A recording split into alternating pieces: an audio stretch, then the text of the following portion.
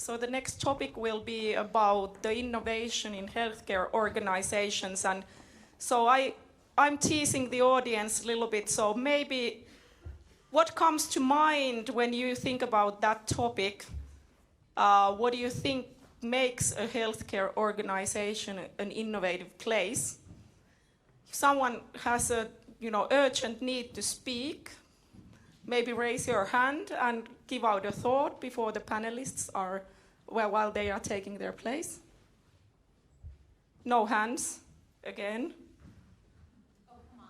You guys gotta be more daring and bold than that, right? We're innovators, right? You ready for us to get started? So welcome, my name is Shauna Butler. I am a nurse economist, and I'm really thrilled to be here to talk about what healthcare has in innovation, what we don't have. And I wanted to thank the organizers specifically for thinking about diversity. So we have diversity of gender, diversity of experience, diversity of geography. And so I think we should have some really interesting thoughts about what healthcare innovation, what drives it, and also what interrupts it, what halts it. So let's start with a couple of introductions so we can let everybody know who we are, and I'll start again. Shauna Butler. I work with a think tank by the name of Singularity University. We produce a conference called Exponential Medicine, where we look at the technologies that are converging and really driving how we are able to deliver care in different ways and in different places. I also work as the entrepreneurs in residence at Radboud University Medical Center at the Reshape Innovation Center in the Netherlands. And let's go to you, Dimitri.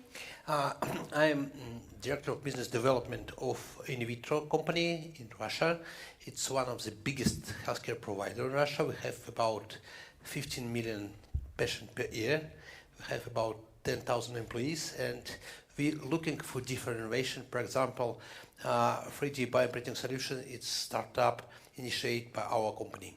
Mm-hmm. My name is Kirsi-Maria Metsävaini. I come from the Kuopio University Hospital in Finland. I'm an anesthesiologist. I work as a Kuopio University Hospital living lab or testbed project coordinator for the last 2 years. Carl? I'm from Oslo University Hospital and work at the Intervention Center, which is a research and development center inside the hospital. We have a test bed where we do technological testing and clinical testing on both preclinical and human model. And we have 4 advanced ORs and open 3 new ones next Monday. Aditi? I'm Aditi Joshi. I'm coming from Philadelphia from Thomas Jefferson University. I run our telemedicine program, and I'm an emergency medicine physician. We also have a very large, robust innovation program at our institution. So I'm not sure how many of you were here early this morning, but Alf really got us started off in a very provocative way in talking about innovation fatigue, that we live in an age of amazement, but also an age of crisis, an age of despair. And it really calls upon our innovation centers to address the unmet needs, to really think about what needs to actually be innovated on. And he did, he called that out very specifically. So I think that we really have a nice challenge that he offered to us to talk about why do our institutions innovate? What problems are we actually solving? Aditi, I want to start with you because you're in the emergency part. So we've got emergency, surgery, anesthesiology, lab, nurse. So critical. So, well, I'll go back to why we started our program in general. That'll help. So it was actually a dream project by our CEO. And he decided that if we are going to be dictated to, well, what was happening is that digital health companies were dictating the type of innovations that should happen in hospitals. And the reality is that's not a very useful way to do it if you want physicians to actually buy into it. So he decided that we were going to do it within the institution and see what was needed. So we started a telemedicine group, we have a design thinking lab, an innovation lab. Like I said, it's very robust.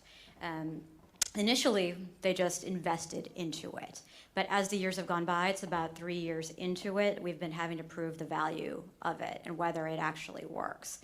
So what that means for us is increasing the education about what it means, what innovation means. Is it actually necessary at all times, or are we just doing it, like you said, for amazement? And the other thing we're doing is a lot more research. A lot of our last year has been thinking very critically about how we do research and how we prove the value of all of the things that we were doing. So we've stopped doing just picking up things and everything and anything that was interesting, and we've started to think more about that. Carl, you had mentioned in an earlier conversation that one of the challenges that you see is a lack of focus. And so you're in a surgical specialty, you're doing a lot of different things, and you probably have lots of people coming with devices and processes and procedures that are going to make your life better. And people have lots of ideas. What have you seen as far as what's driving innovation and actually moving towards impact, implementation and impact? Well, in the first place, our center was established 22 years ago. And at that point, in the beginning of or in the 90s, minimally invasive technology started to be used with the endoscopes into patients with the video and so forth. And with some very serious adverse event, patients died from having the endoscope into the aorta and so forth. So the whole idea in our center was to separate development from production. This is a very well-known model in production industry. Volvo would never dream of this developing a new car on the production line. So that is one of the issues. But since then we have done a lot of various projects, and we have dedicated staff to do development with specialists on the technology side and on the clinical side. I think that one of the experiences that we see in test beds when we also try to serve companies and be a formal gateway into the hospital, we see, especially from young startup enthusiasts, innovators, they struggle to define the focus and the intended use of their products. They want to use it there, in home care, everywhere. And that is, when we're dealing with patients in hospitals, of course, security and responsibility and the adverse events, things, false positive results and such, these are things that many startup companies don't think about.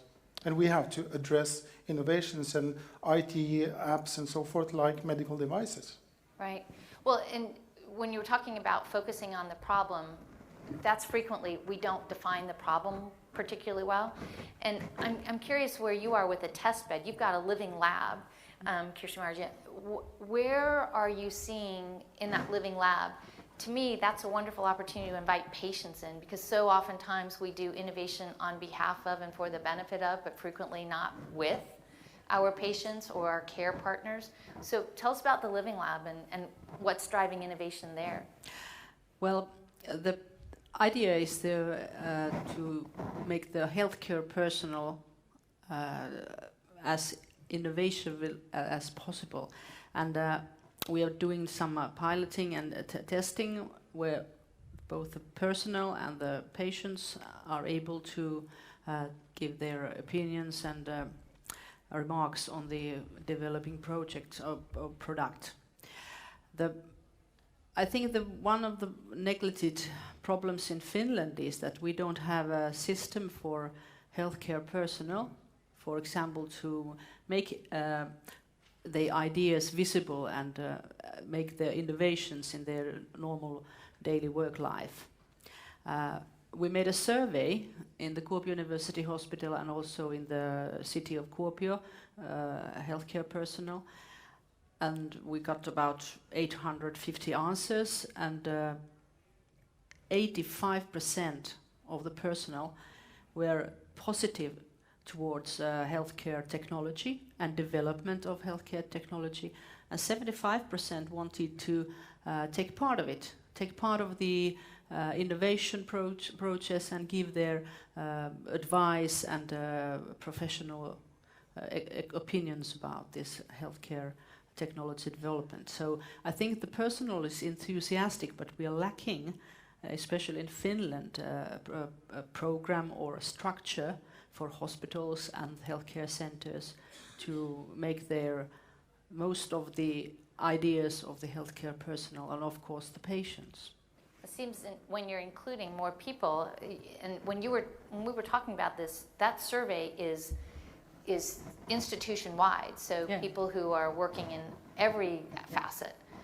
That would seem that really helps to improve the safety aspect of whatever it is that we're developing, because to Carl's point, when we bring something in without a lot of testing, we've just seen some really tragic things happen where things haven't gone well. So innovating from a place of safety, and I think that that's what drives a lot of innovation in our different areas, is that we are looking for how do we reduce the medical errors? How do we reduce a lot of that? How do you see that happening in your space, Dimitri, with the labs? First of all the central labs exist because of innovation done in last cycle, because we start with vacuum tubes who collect the blood. After this, we receive automatic analyzer first from Coulter, and after this, a lot of. So a lot of innovation in yes, specimen collection. and third, it's IT solutions. Without it, we still have a lot of small labs, but we cannot centralize it.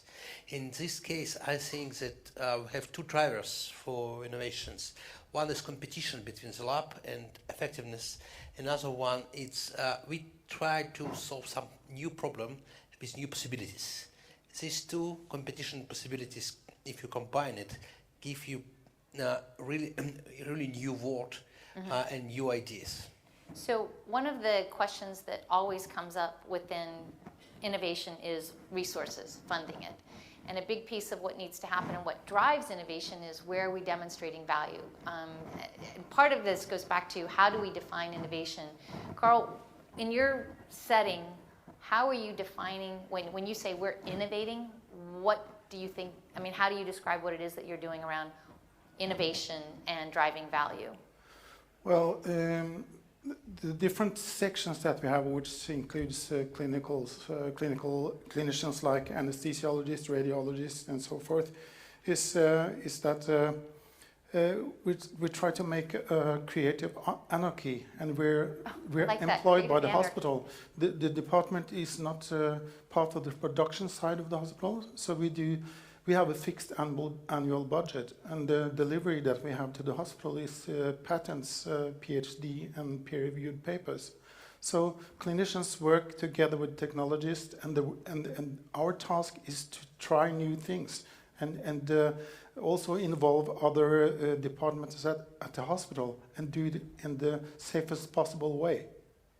So one of the things that Aditi and I were discussing is that paradox that technology can sometimes accelerate the burnout, and at the same time it can also reduce the burnout, because oftentimes we're not very connected to our work.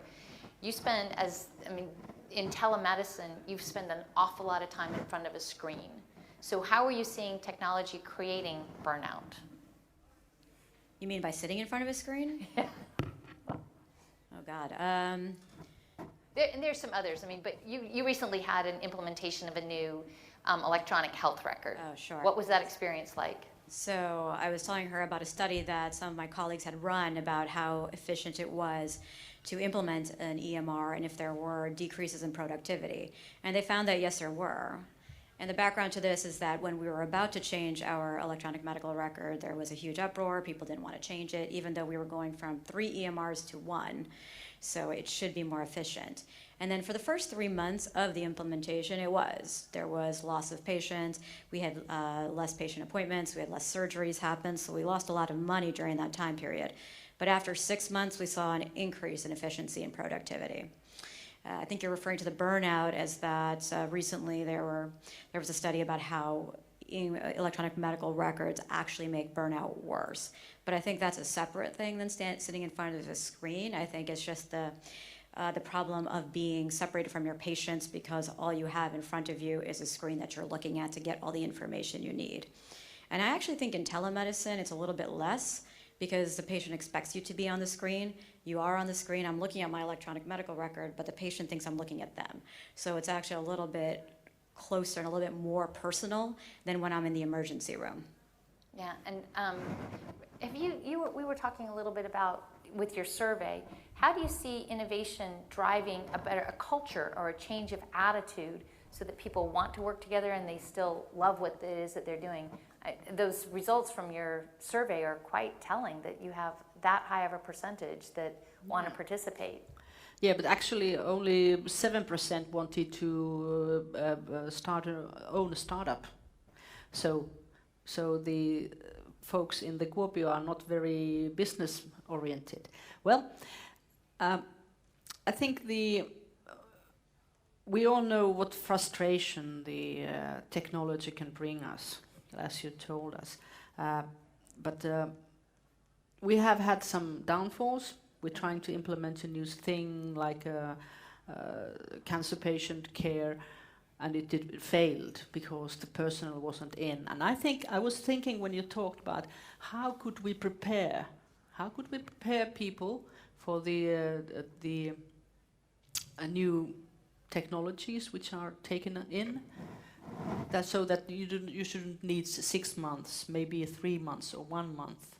There should be something better in the process, and at that point we must think that technology and human mind are a bit different. They work a little bit different, and funny thing is that usually it's very usual that startups and business firms bring new innovations, but the healthcare professionals are not ready to adapt them, or they are not been developing them. So we must implement those people, our personnel and patients, as much as possible to the new development of healthcare technology. Because innovation is really a culture. Yeah. It's a culture of understanding where there are problems, and oftentimes I think what interrupts innovation is that nobody wants to admit in their institution we've got a problem, that things aren't going as well as it should.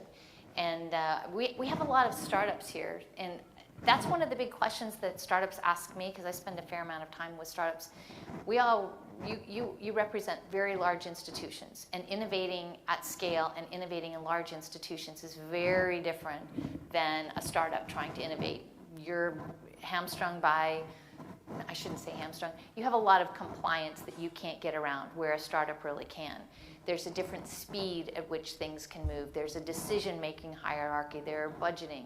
There's also, as Aditi was mentioning, there's also a different set of resources that when it comes, you've had the experience of being on both sides. Why don't you speak to what the difference is innovating in a large institution versus a startup?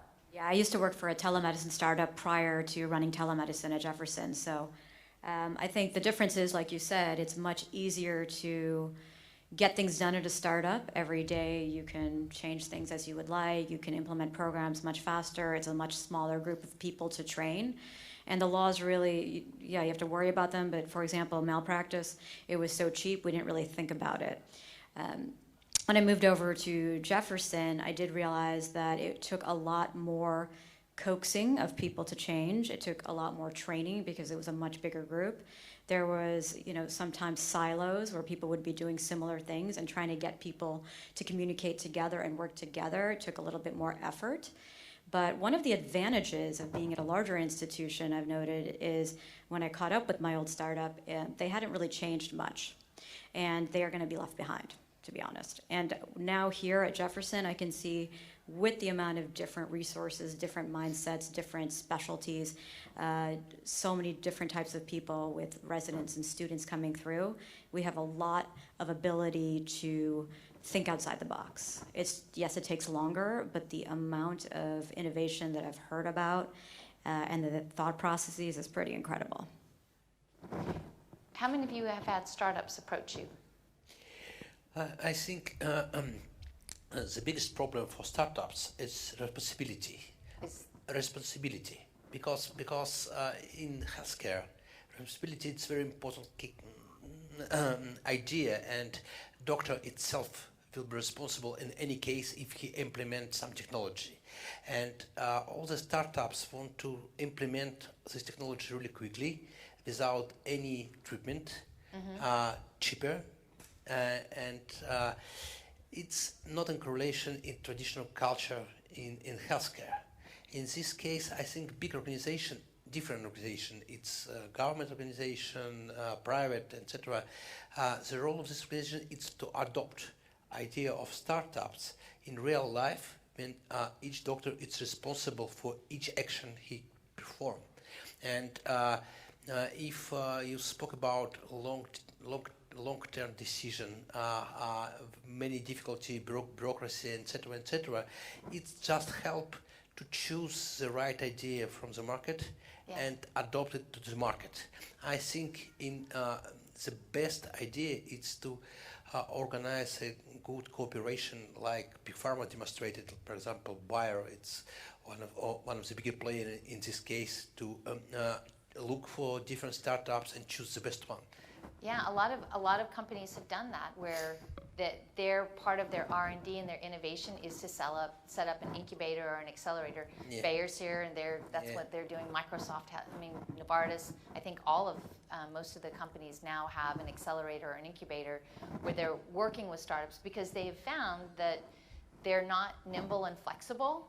And so when a startup comes in, it's very hard for them to figure out how to work with them. So they've set up this playground for them to be able to invite them in to work pretty well. What is a bad idea? It's to combine two cultures in one company. When big company try to take a startup and put these people inside, it's a very bad idea, because different speed of the life, different scope, and different time scale effect in results, and normally biggest part of the startup can die inside the big company. You two both have test beds. Yeah. So how is it that you're using those test beds to work with startups or new ideas, new technologies? I mean, one of the statistics is when we have front-end discovery or something is new, the time that it takes to get to widespread implementation and use is 17 years. So what do we, I would think that your test beds are very helpful in the idea to speed ratio. What are you guys seeing as far as how that's working? Carl, do you want to start with that? Well, we definitely try to have an open door policy, and we are open to take in startups. And we definitely try to work with them and define the problems and work with them. Either some of the startups, they have a problem with funding. They've spent all their money on developing their device, and then they don't realize that testing is another side of the story. In those cases, we try to apply for funding on further development and research sources. And that's one of the problems for innovation or startups, at least in Norway, is that there is a lot of funding for research, but for innovation as such, it's very, very difficult to fund. So sometimes we have to camouflage innovation as research. What, Well, I'd like to ask you that where do you get the funding for the hospital? So how do you have resources for your testbed work? I didn't understand the question. Where do you get the resources for your testbed work? I mean, for example. Well, we use the taxpayers' money, so of course we cannot. There's a limit where we can support startups to a certain degree, but then we cannot sponsor some or help someone in favor of others. So there's a limit there. But we have the assignment from the hospital to run the testbed. It's funded by the hospital and the regional health authorities, and it's partly to support industry as well, to support our own needs, of course, for development of new methods. But yeah. So in your test, oh, I'm sorry. Yeah, I'm just saying that's the problem with us, because the hospitals are public funding, and in Finland we have this testbed programs. We have every five university hospitals some kind of program running on, and the problem is with how to get money for the people who work in those testbeds and help this collaboration between public healthcare and companies. So I'm curious, there are startups that come in that might want to use your test bed, but within most institutions, we have people who are internal, and they've just figured out they'll do workarounds every single day because they'll be solving those problems. Is there a space in your test bed for not somebody who wants to necessarily start a company, but maybe they want to make an alteration to a device, or they've seen something in a procedure that's not working very well, or they've got an idea about how we're going to communicate with patients better. Didi, you had mentioned design thinking and bringing teams together around conditions. I'd love for you to share that, but I'm curious, in your test beds, do you have a space for what I refer to as the entrepreneurs or the intrapreneurs, people who are internal to an organization who want to come and test out an idea? Is there a place for that within your organizations? Well, at our hospital there are different innovation units, and some are dealing with the user-driven innovation, but more on an administrative level and putting networks together, people together and so forth. We have just developed 3 labs. One is the radiomics lab, it's an IoT lab, and it's an OR lab. And there we have started using new types of premature technical devices, or can work with groups and focus groups and discuss things and so forth. And that is not very much the assignments from industry and external part, but it's more internal groups that come and can try stuff and discuss stuff. Yeah, Aditi, can you share the example that you were talking about with the design thinking group? Yeah, so we have a design thinking lab that's run by one of my colleagues. It's actually was started as part of the medical school curriculum for those who are interested, and they will run small groups of people. It'll be a patient that comes from who has been treated by that department, medical students, a physician, nurses who work on those floors, and also residents, our doctors in training. And they'll be basically fix a problem. The patient may present a problem, or they'll think of a problem that they have, and as a group they'll find a solution, and they'll make a very rapid device or app mock-up. It's actually more of an exercise than it is leads to products most of the time. It was geared to change the way that we think about how problems arise, because a lot of times, like you said, people will do workarounds in the hospital and just be like, well, I just do that. This isn't a problem I can solve, so we just let it go. But this is to say maybe we can change it. And so we're trying to get people to think differently all over the hospital. A few of these devices, yes, have gone forward to be created, but the problem, of course, is if you're having students and residents do it, there may not be time and there may not be money. But I mean, I can think of 2 who actually have gotten some funding and are creating a company around it. But in general, it's more of an exercise. So it's really good for process innovation then. Yeah, and I think it just process. It changes the culture of how we think about it, because we get bogged down in large institutions, and most providers can probably attest to this, that we just keep doing the same thing over and over because that's how we do it. We don't even think outside of how we can do things. Sometimes it's just easier to stick with what's there rather than to navigate and overcome all the obstacles of administration. Which leads to the next question that I think we really need to address is, what do you think needs to shift or to change so that we move our mindset over to prevention?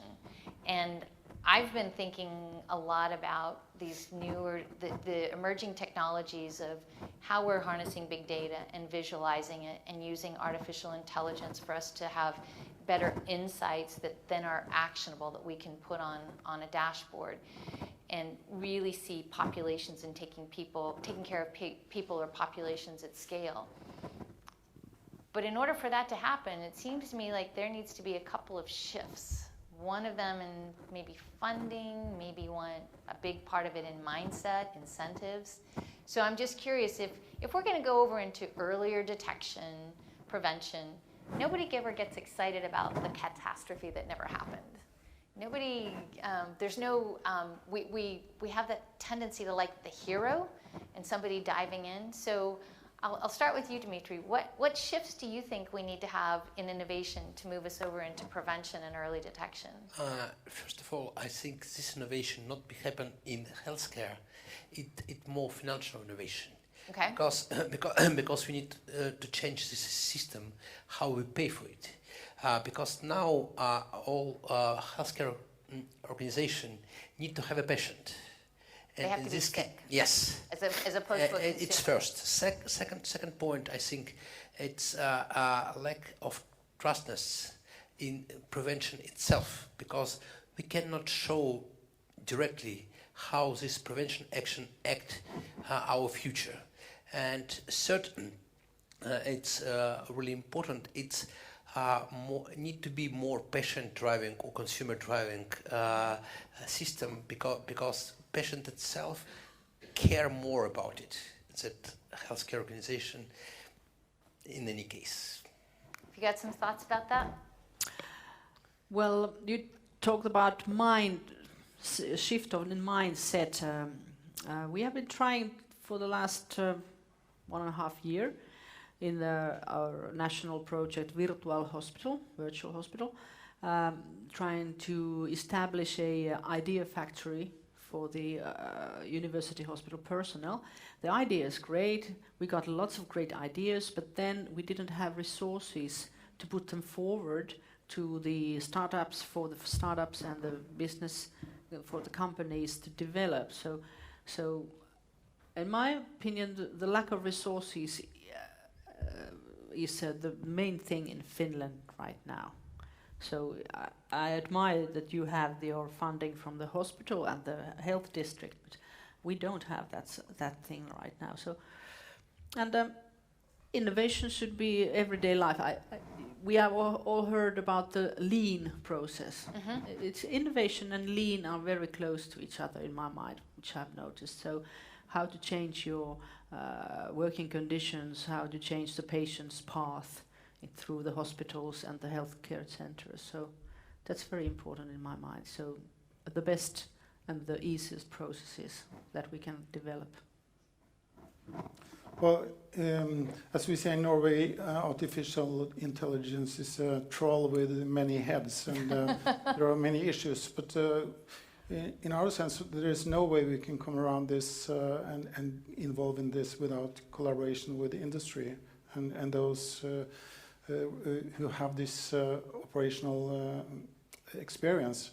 And in Norway, we are fortunate to have oil and gas industry, and they have been working on this and have had some hard times, and have been turning their eyes to healthcare. Mm-hmm. So we have some very exciting things going on there, and also academia, the universities, has to be involved in this. So there are several projects in the pipeline, bridging all those groups together, all those cultures working on prevention. Of course, this is the real treasure of healthcare, is the data that we possess, and 80% is more or less unstructured. But then to prevent, we need to use this information, which is presently in silos of information, and bring it all together and apply artificial intelligence, machine learning, and deep learning. Yeah, and that data harmonization is a real interesting challenge. I was talking with one of my economist friends about AI and prevention, and he said, I'm actually less interested in artificial intelligence and more interested in natural stupidity when he was talking about prevention. And so this whole concept of behavioral nudges, that his sense, and I tend to agree, that as we understand more about people, it gives us the opportunity to do the right thing at the right moment, with the right voice, the right incentive. But I thought that was quite interesting. Your thoughts about how do we get to more prevention? This question makes me laugh because, as we know, the U.S. is a private system, and there's very little incentive for preventative care. Zero incentive. Zero incentive. Yeah. But I think what's going to have to change, and it is slowly changing, is going from fee-for-service to value-based care, which we are in the process of doing. What's fascinating to watch is people preparing for that value-based care. So there's a lot more investment in innovation or apps or devices getting ready for that. But right now we're in this very strange limbo where we're still fee-for-service. We're preparing for value-based care. There's no incentive to invest in preventative care yet, but we're getting ready for it because we know it's going to happen. The only problem, of course, it is very difficult to prove cost savings in preventative care, like you were mentioning, Dimitri. So I think that is going to be also difficult as it goes forward. Yeah, and I think that Eric's presentation this morning with Fitbit, that there's that interesting dynamic of the consumer space and the overlap between the consumer and the patient space. And that's in your comments about most of the world is thinking more about value-based care and universal health coverage, and how do we get to that so that we reduce poverty, improve outcome, well-being across there.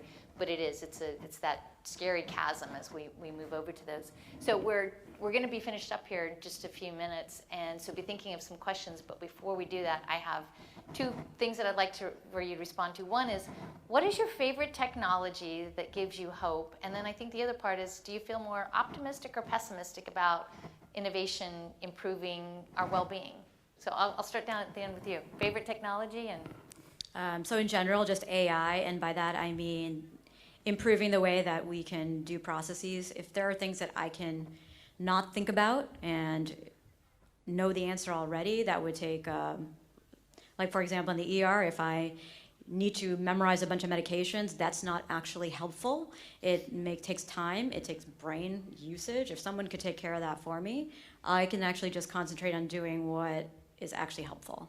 So that's probably what I'm most excited for. And I'm actually interested to see whether it'll change how we even practice medicine if we have different data. Maybe we're wrong about some of the statistics that we even have. What was the other question? Are you more optimistic about innovation improving things, or? I am optimistic. Yeah. Yes. Yeah. Carl? I think that 3D applications is most interesting. 3D printing. We have HoloLens, which facilitates mixed reality, where you have the environment you're in and you can impose 3D objects, and you can use that for navigation, education, use it for gaming, for certification and people to learn stuff. So that's my favorite. I think it's going to really change a lot of things. And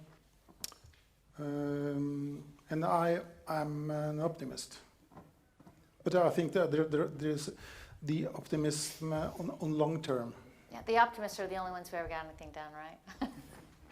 Okay, I'm an anesthesiologist, so I really like to work with this predicting cardiac arrest in the patients in hospital, and also preventing or detecting atrial fibrillation in the home patient. Like we've been working with startups like Transformative and Hard to Save here in Kuopio, and I'm definitely optimistic. Mm-hmm. I'm not defining the exact technology, but I think two areas can change healthcare at all. It's regenerative medicine, first of all, and second, it's genetic tools like CRISPR. Yeah. Oh, yeah. And I think my favorite right now, I am really intrigued by drones and voice recognition technologies. Anything that can help me to be more hands-free, have more human interaction, technologies that help us humanize that. And then drones, really, I have come from a place that has horrible traffic, and I love when those drones fly over, and I think anything that can reduce that and help access gets me pretty excited. And I'm an optimist, but I always start with that first question of what could possibly go wrong, and really think about the responsibilities and the stewardship that we have with our technologies and our innovations. So anyway, I'm not sure that I'm looking for, I think we're out of time for questions, but we're all around, so please come up and ask us questions, and thank you for your attention, and thank you for your thoughts today. I appreciate it.